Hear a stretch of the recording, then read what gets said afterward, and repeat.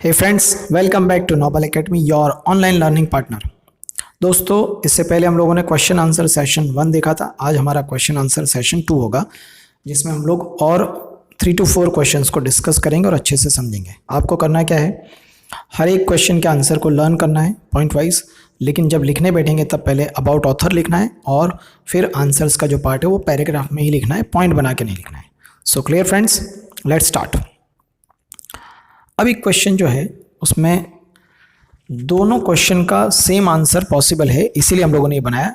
जैसे उसका टॉपिक क्या है, fear of that experience remained with author. मतलब वो जो YMCA में एक्सीडेंट हुआ था, जो एक फियरफुल इंसिडेंट हुआ था, उसके बाद डगलस की साइकोलॉजी पे क्या इफेक्ट हुई और क्या सोचा उन्होंने उसके बाद। तो पहला क्वेश्चन है, how did this experience affect him. जो YMCA वाला एक्सपीरियंस है वो कैसे अफेक्ट किया डगलस की लाइफ पे।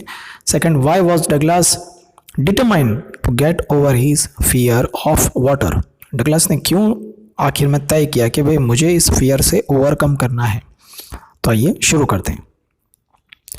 The near death experience of drowning at YMCA had a very strong impact on his psychology. The near death experience of drowning मतलब लगभग मौत के साथ आमना सामना करके वो जो इंसिडेंट हुआ था उसने डगलस की साइकोलॉजी पर बहुत बुरा असर किया। A haunting fear of water to control of his physical strength and emotional balance for many years. A haunting fear मतलब ये होता है कि जब कोई डर आपका पीछा ही ना छोड़े, सताता रहे। जब भी दूर से वो सामने उस जिससे डर लगता है वो चीज़ अगर हमें दिखे तो वो डर पूरा वापस आ जाए। जैसे डगलस कहीं पर भी रिवर के पास या स्विमिंग पूल के पास आसपास अगर दिखते थे तो वो डर जाते थे, उन्हें वो सारी चीज़ें याद आ जाती थी। तो haunting fear of water to control of his physical strength and emotional balance for many years. काफ़ी बरसों तक वो उस हंटिंग फियर में से बाहर नहीं निकल पाए। उनकी फिजिकल और मेंटल दोनों हेल्थ के लिए वो क्वेश्चन मार्क था। The fear remained in every pool and river edge leg would become paralysed. अगर वो नदी या पुल के पास जाते तो उनके पैर पैरालाइज हो जाते थे। He was deprived of enjoying any water related activity like fishing trip, canoeing, boating and swimming. और उन्हें हमेशा अफसोस रहता था कि वो पानी से जुड़ी हुई कोई भी एक्टिविटीज़ को अच्छे से एंजॉय नहीं कर पाते। Thus, the experience affected him very badly, and everywhere fear of water followed. और ये एक्सपीरियंस जो इंसिडेंट था YMCA वाला वो इतना ज़्यादा अफेक्ट किया उनको उनकी लाइफ पे कि वो हर जगह उनका डर पीछा करता था। Even as an adult the fear held him formally in its grip. 18 साल के होने के बाद भी, एडल्ट होने के बाद भी उस डर ने उनका पीछा नहीं छोड़ा था, पकड़ के रखा था। So he was determined to get over this fear of water. इसीलिए उन्होंने डिसाइड किया कि उनको वो डर से बाहर निकलना है। सो क्लियर, ये क्वेश्चन का आंसर आपको आराम से समझ में आ गया होगा। अब आपको ऑथर के बारे में और ये सारा पैराग्राफ में बना के लिखना है। चलिए आइए देखते हैं next question. How did the instructor build a swimmer out of Douglas. अब देखिए, इंस्ट्रक्टर ने, जो उनके कोच थे स्विमिंग के, उन्होंने उनकी हेल्प कैसे की उसके बारे में। The instructor worked gradually on Douglas psychology. Instructor ने उनकी साइकोलॉजी पे बहुत धीरे धीरे अच्छे से काम किया। Initially he made Douglas swim back and forth across the swimming pool so that he could get used to it. शुरुआत में उन्होंने भाई बैक और फोर्थ मतलब पीछे उल्टी स्विमिंग और सीधी, मतलब इस तरीके से स्विमिंग की एक रेगुलर एक्सरसाइज उनको किए तो वो यूज्ड टू हो जाए, आदत हो जाए।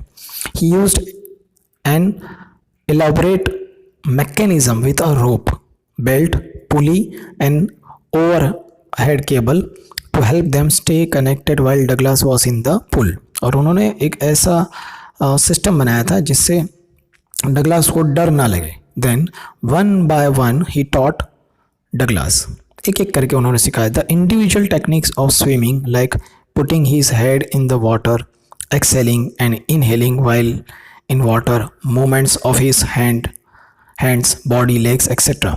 मतलब सारी जो एक्सरसाइज है पानी के अंदर स्विमिंग सीखने के लिए उनको इंस्ट्रक्टर ने छोटे छोटे पीस में बांट दिया था. Finally he integrated this perfect steps into a whole experience of swimming for Douglas. उन्होंने आखिर में ये छोटी छोटी सीखी हुई और मास्टरी की हुई एक्सरसाइज को एक साथ जोड़ा और डगलास को स्विमर बना दिया.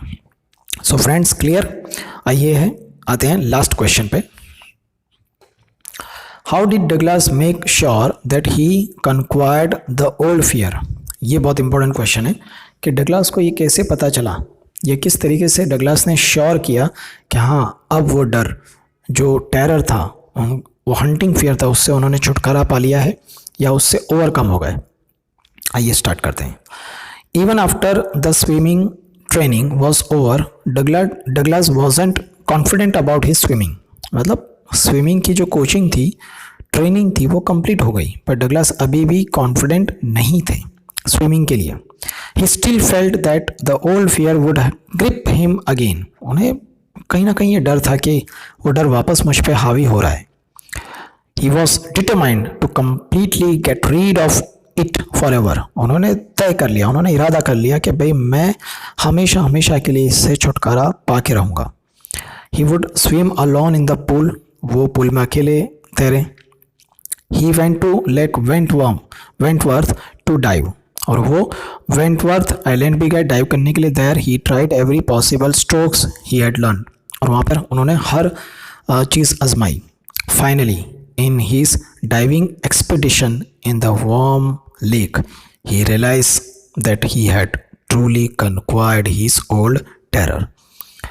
वार्म लेक पे 2 माइल्स तैर के, स्विम करके उन्होंने फाइनली रियलाइज़ किया कि उन्होंने अपना डर पीछे छोड़ दिया and he overcomed his fear.